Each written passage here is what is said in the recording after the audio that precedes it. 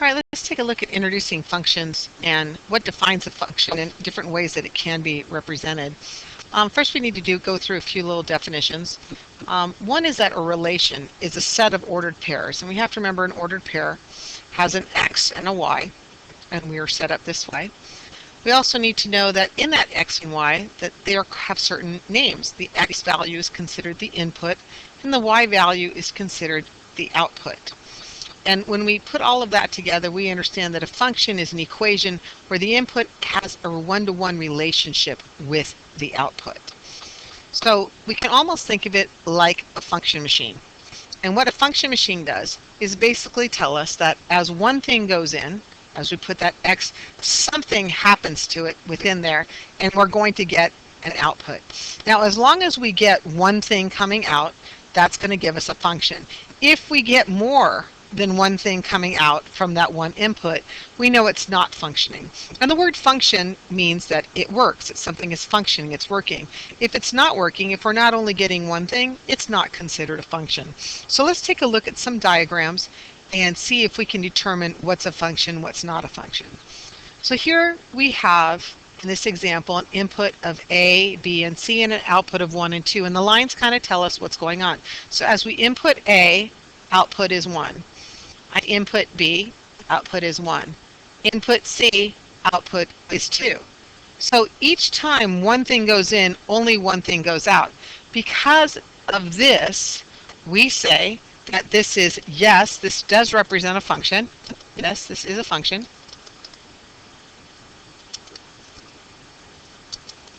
And because it shows a 1-to-1 relationship. Okay, and we have to explain why we're saying what we're saying.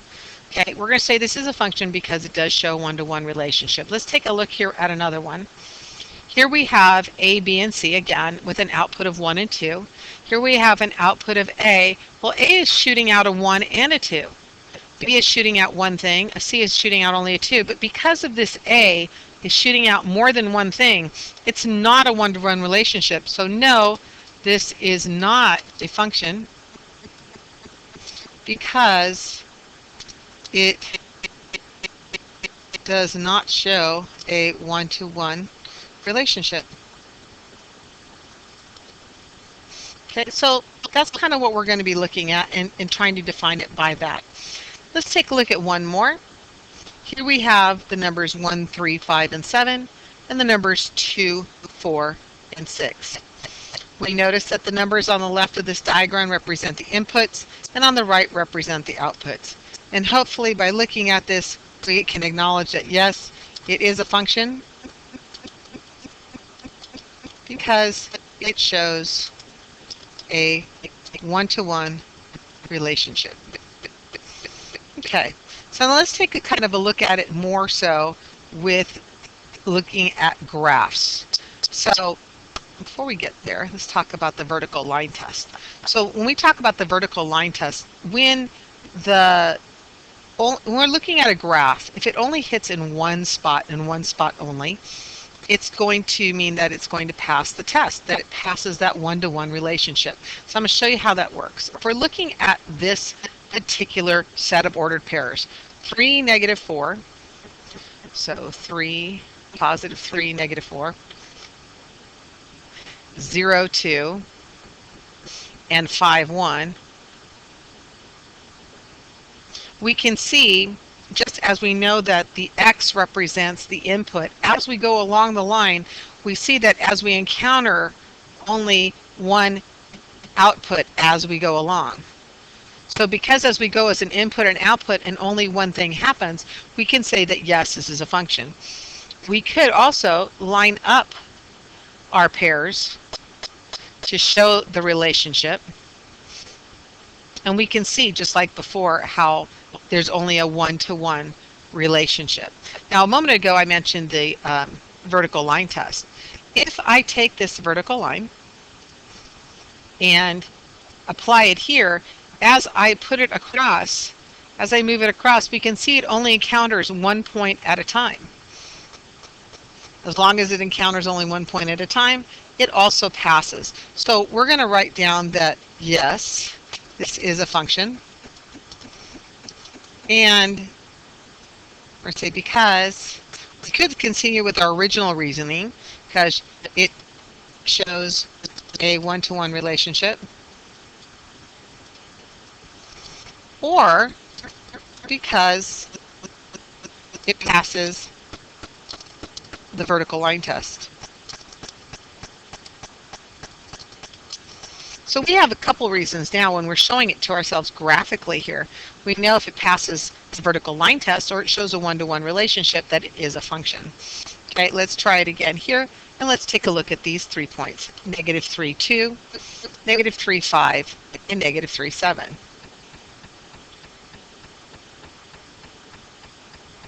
Now, we could see, as we were talking about a moment ago, as we go along, right, what happens? Well, as we go along, we're getting 3 numbers shooting off out of our output. Our input was 1 number and output was 3 numbers. So, and we can kind of see what's happening. We're saying, hey, it's negative 3 here, and I get 2, 5, and 7. I'm getting all 3 things off of 1. Well, if that's the case, and again, let's bring in our vertical line and see as we pass it, we can see that all 3 points will land on it. So we know that this is not a function because it does not show a one-to-one relationship, or it does not pass the vertical line test. So those are we just need one reason, but that gives us 2 reasons and shows how that works. Let's take a look at a bunch of graphs and determine if they're going to pass the vertical line test or not. We can see with this graph right here that it does. It only is going to hit at one time. Here, when we look at this graph, we can see that as the vertical line goes through it, we're going to be hitting it twice. And if we think about it in terms of what we just talked about running into things, we can see at 2, we would have ran into 2 numbers at negative 2. So that would show that how this is not applicable. Let's take a look here. And again, we see it does pass the vertical line test. It only hits it in one spot.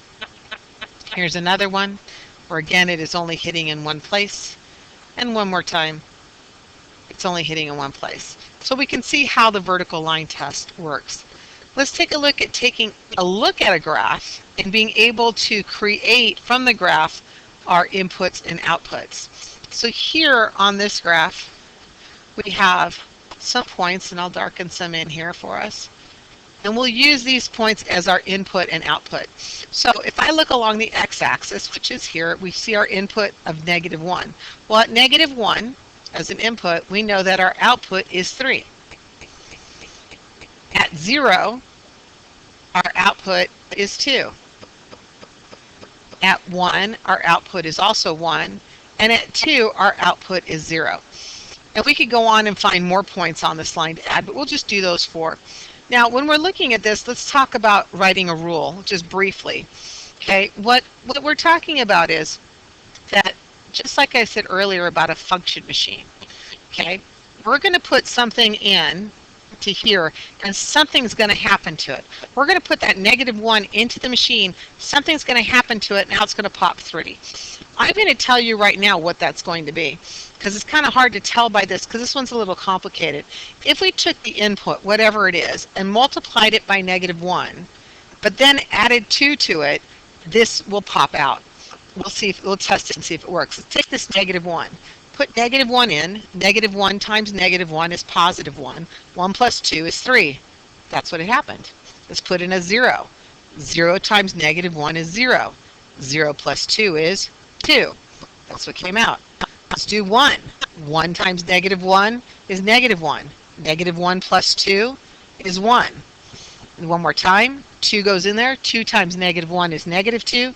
Negative 2 plus 2 is 0. So we can see we can use this rule to continue on. Let's just practice one more in finding the input and output by looking at a graph. So once again, here we have a graph. And when we're looking on here, we want to make sure that we're taking points that cross exactly in the crosshair, so to speak. We could do this one, but then we're going to be estimating how much that one is. So we're going to be looking for points that are exactly right on the crosshairs of the graph paper, because those are easier to use because they are integers. So let's take an input here of -3. At -3, it's going to be 0. At -1, it's going to be +1. At +1, it's going to be +2. And at +3, it's going to be 3. That's where we're going to stop, and hopefully you have a better understanding of how an equation can represent a function.